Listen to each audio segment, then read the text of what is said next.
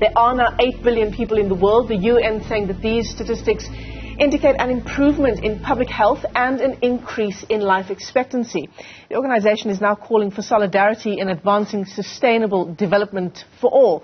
Let's unpack the story and just how these goals can be achieved. We're joined this morning by the Chief of the Outreach Population Division at the UN, Bela Hovy, joins us via our video link this morning. Bela, it's great to see you. Thanks very much indeed for coming on. I think it's quite interesting to look at these numbers, see this increase in the population, and actually say that this reflects in some way that we are making strides in healthcare and in life expectancy.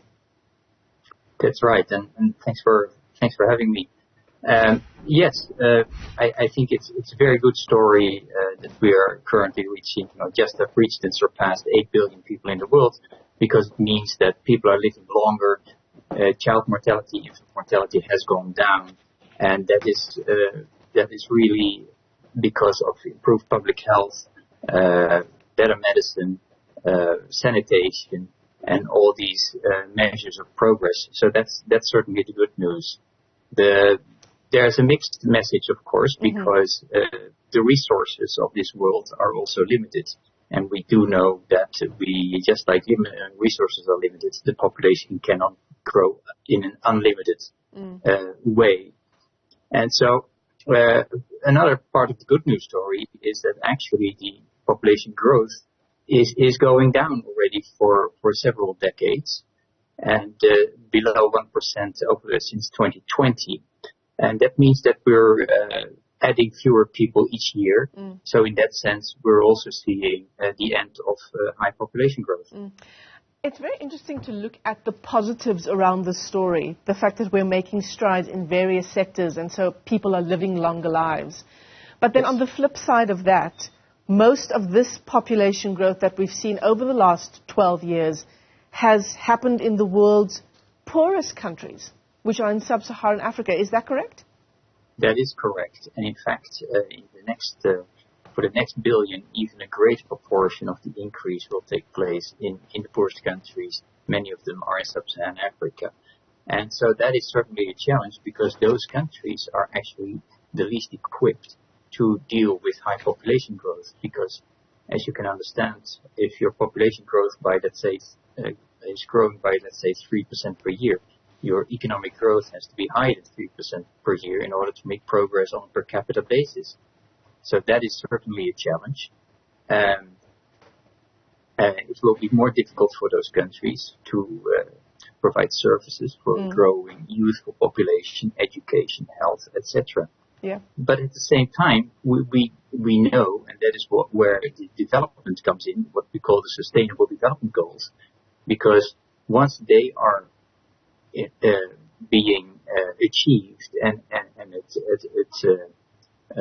countries are, let's say, improving healthcare and improving education and improving women's equality, we do see that fertility rates are going down, actually. So that is also a result of development. So it is a relationship that works both ways. So we shouldn't despair, because development itself brings also down fertility rates. And that is another aspect is, of course, access to family planning, to reproductive health for couples and individuals to be able to decide when to have children, how many children to have, measures to limit childbearing by youth, for example, and adolescents. Those are very important measures as countries can take, and as a result of that, fertility rates will go down. Yeah.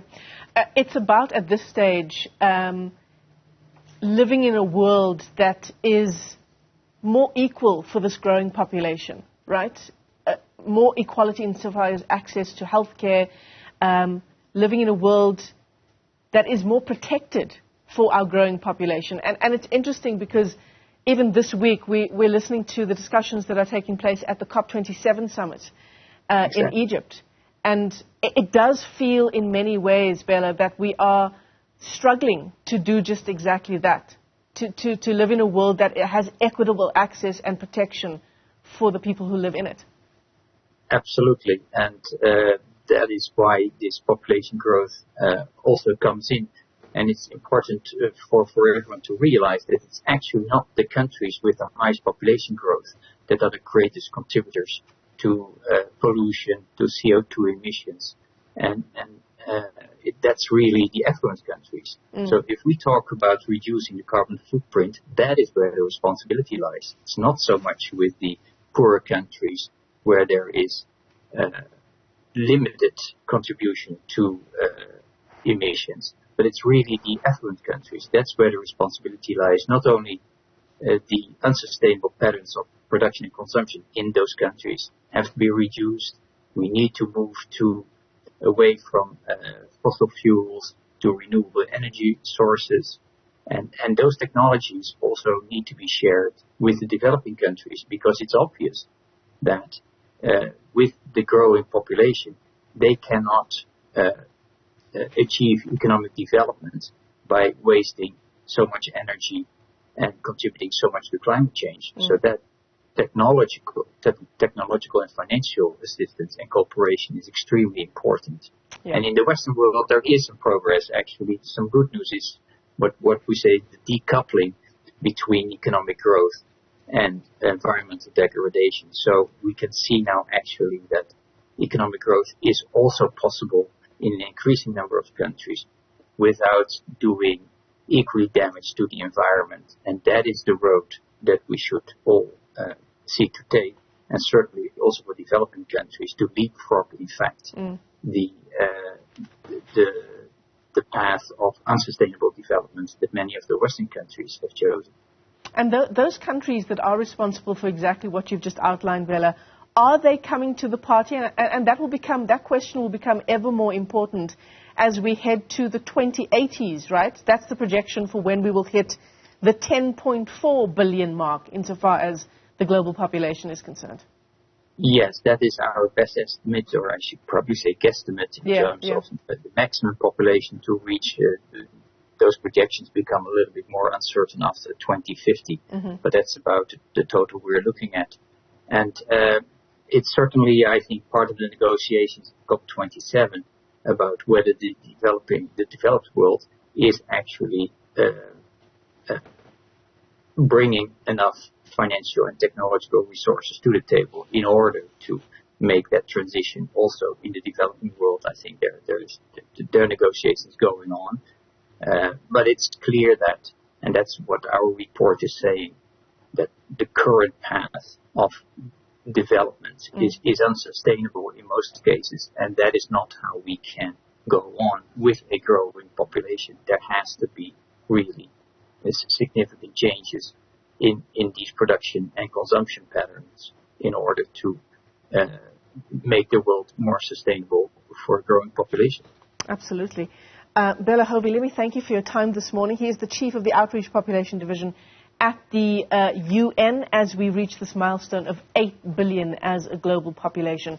One thing's for sure, the current road we are on is not sustainable according to the UN.